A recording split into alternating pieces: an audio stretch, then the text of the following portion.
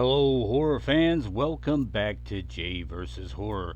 Today, guys, we are going to be talking about episode 2 of our series based on a true story. And the film we're covering today is The Stepfather. Our first film that we covered in episode 1 was The Exorcist, and everyone kind of knows that there was a true story behind the novel that inspired the film The Exorcist. Now, with The Stepfather, I don't think as many people realize that there was an actual story out there that inspired this film.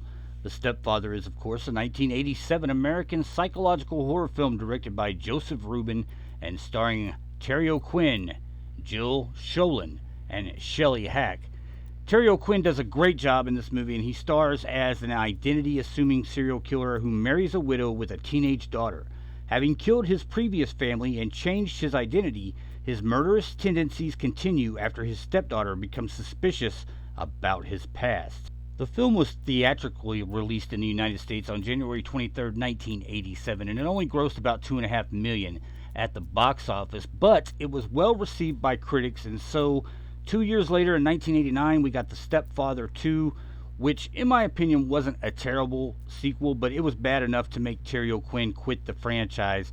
And they came back with The Stepfather Part 3 in 1992, which was straight to video at that time, and they replaced Terry O'Quinn. They did this by having the character get plastic surgery in the opening scene of The Stepfather Part 3. And as I always say, guys, any sequel that starts out with someone having plastic surgery means somebody already said no to it, right? So I like The Stepfather 3. It's very cheesy, and it's pretty terrible, but I'm the kind of guy who likes those type of movies, so yeah. It also produced a remake in 2009. That version starred Dylan Walsh as the stepfather. And although I can see why some people may like the remake more, it's got a much bigger budget, it's a much prettier shot film, I guess. I have to say that I really think the original film is much better just based on Terry O'Quinn's insanely great performance as the stepfather. So now, horror fans, let's talk about the story that inspired this film. It's loosely based on the life of a mass murderer named John List. On November 9th, 1971, John List killed his wife, his mother, and all three of his children at their home in Westfield, New Jersey, and then disappeared into thin air. He had planned the murders so meticulously that nearly a month passed before anyone even suspected that anything was amiss. List assumed a new identity. He remarried and he eluded justice for nearly 18 years until he was finally apprehended in Virginia on June 1st, 1989, after the story of his murders was broadcast on the television program America's Most Wanted. After List was captured, he gave critical financial problems as well as his perception that his family members were straying from their religious faith as well as the personal code of morals he had set for them. He reasoned that killing them would assure their souls a place in heaven, where he hoped to eventually join them. John List died in prison in 2008 at the age of 82. Now, a lot of you might say, Jay, I get it, that's similar, but how do you go from there to what Terry O'Quinn does in The Stepfather? Well, let me tell you a little bit more about John List. Let me tell you a little bit about how absolutely evil this man was. On November 9, 1971, while his children were at school, he shot his wife Helen, 46, in the back of the head unsuspectingly, and then murdered her mother, Alma, 84, by shooting her above the left eye as she stared at his face.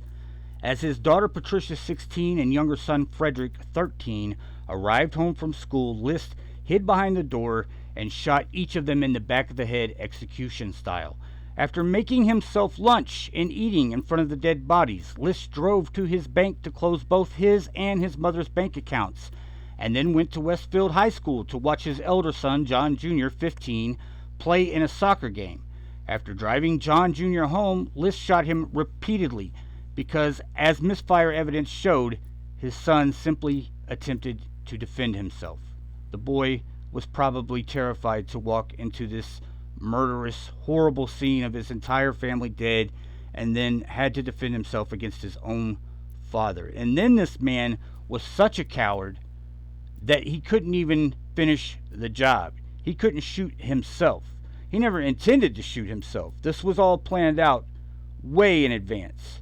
And that tells us, folks, that not only was John List evil, but even after all those years of avoiding capture, he was still just a coward.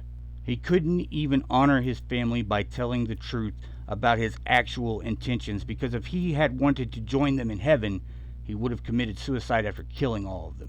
Ladies and gentlemen, that is the story of John List, and that is the true story that inspired The Stepfather. Guys, I had a great time talking to you today, and if you haven't seen the Stepfather films, definitely check them out. The two from the 80s, yes, they are a little schlocky and a little goofy, but Terry O'Quinn totally nails it in that role, and it's hard to take your eyes off of him.